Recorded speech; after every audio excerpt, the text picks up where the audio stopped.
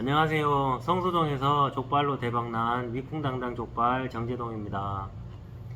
오늘은 대박집에서 일하시던 실장님들이 창업을 하시게 되면은 1년 안에 많이 망하시는데 그 이유에 대해서 이야기 나눠보려고 합니다.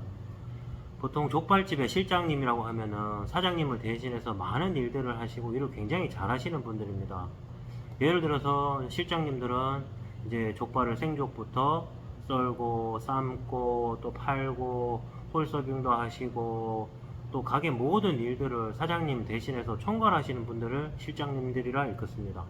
근데 이렇게 일을 잘 하시는 분들이 왜 창업만 하시면 망하는지 그 이유를 오늘 말씀해 드리겠습니다. 그 이유는 크게 세 가지로 생각해 볼 수 있습니다. 첫 번째, 장사를 전혀 배우지 않고 창업하시는 경우가 대부분이기 때문입니다. 보통 음식을 맛있게 만드는 방법들은 열심히 배우십니다.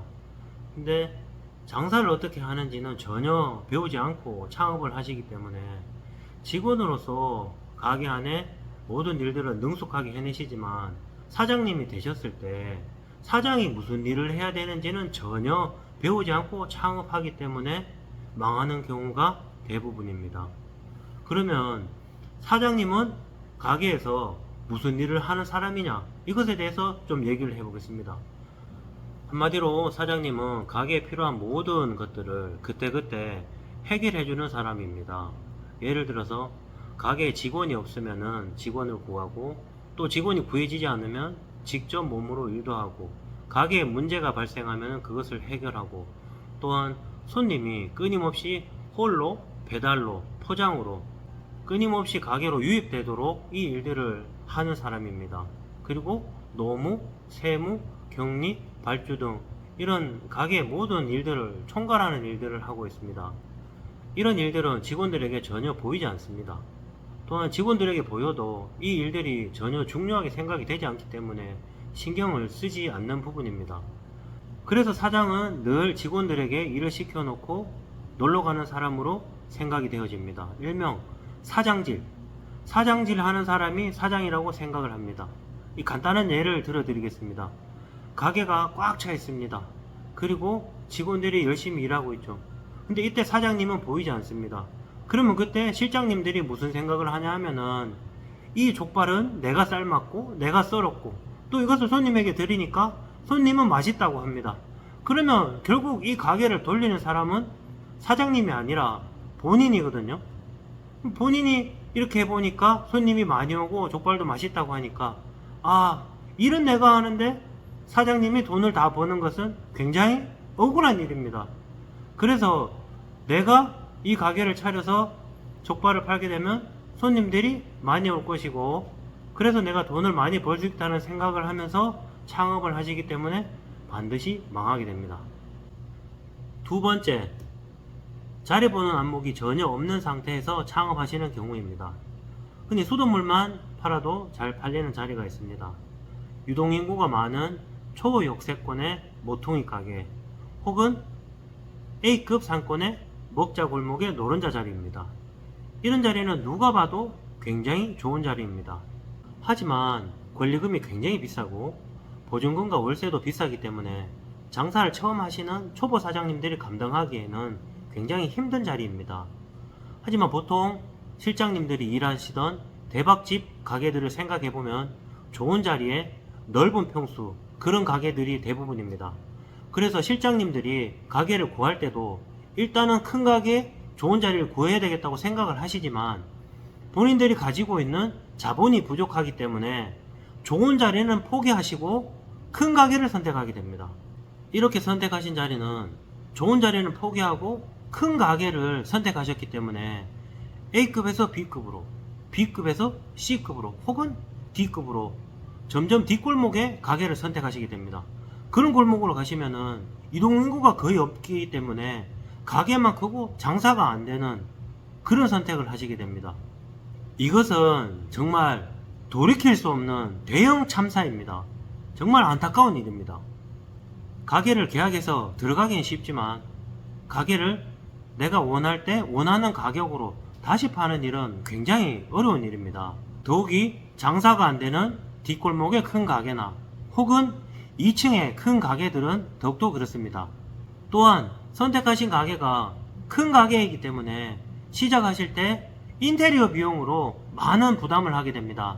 그렇지만 장사가 안 되고 가게를 팔아야 될 경우에 이 인테리어 비용을 본인이 계약하실 때 들어온 그 기본 권리금에 인테리어 비용까지 합쳐서 높은 권리금으로 부동산에 내놓으시기 때문에 절대로 팔리지 않습니다.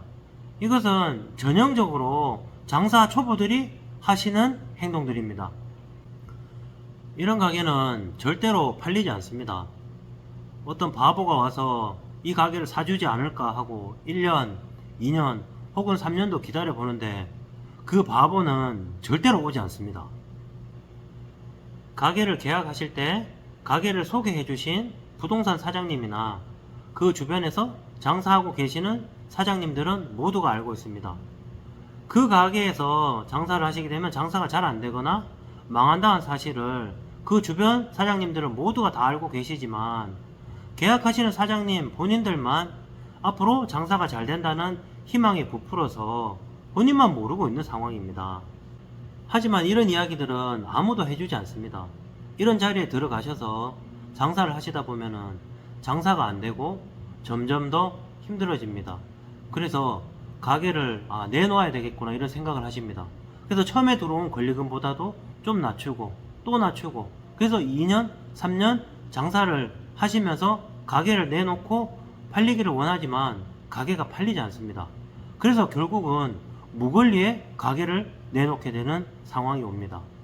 장사를 하는 것은 크든 작든 본인들의 전 재산을 끌어모아서 하시는 일이기 때문에 창업하시기 전에 반드시 자리를 신중하게 고려하시기를 바랍니다.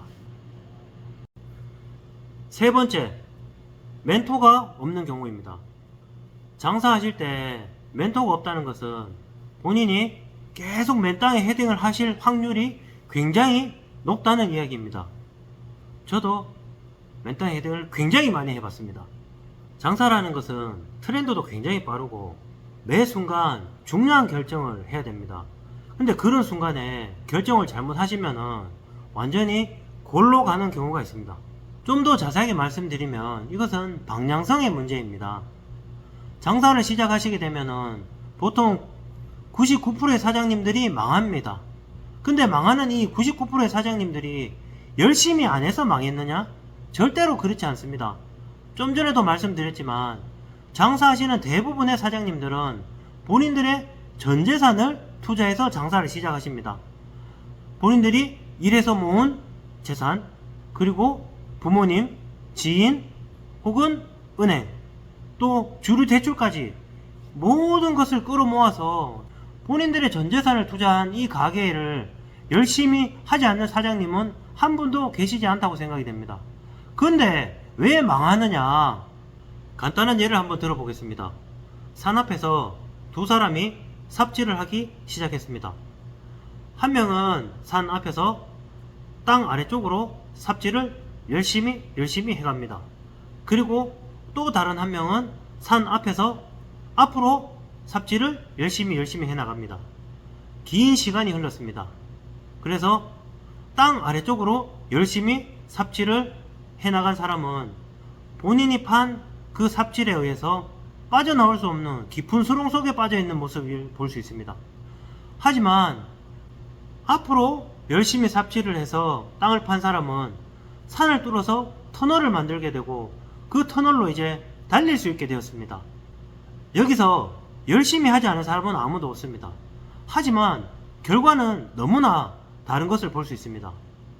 지금 이 시간에도 스스로 빠져나올 수 없는 수렁을 열심히 파고 계신 사장님들은 주위를 돌아보시고 멘토를 반드시 찾으시기 바랍니다. 내가 가고자 하는 길을 먼저 가신 분들이 반드시 계십니다. 이러한 분들은 실패의 경험도 있고 성공의 경험도 있기 때문에 나의 멘토가 된다면 순탄한 장사의 길을 가실 수가 있습니다. 절대로 혼자 땅 파시면 안됩니다. 오늘은 대박 족발집 실장님들이 창업하시면 1년 안에 망하는 이유에 대해서 살펴봤습니다. 다시 한번 정리해드리면 첫 번째, 장사하는 방법을 전혀 배우지 않고 창업하신다. 즉, 사장이 무슨 일을 해야 되는지 배우지 않고 창업한다. 두 번째, 자리 보는 안목을 전혀 기르지 않았다. 세 번째, 멘토가 없다입니다.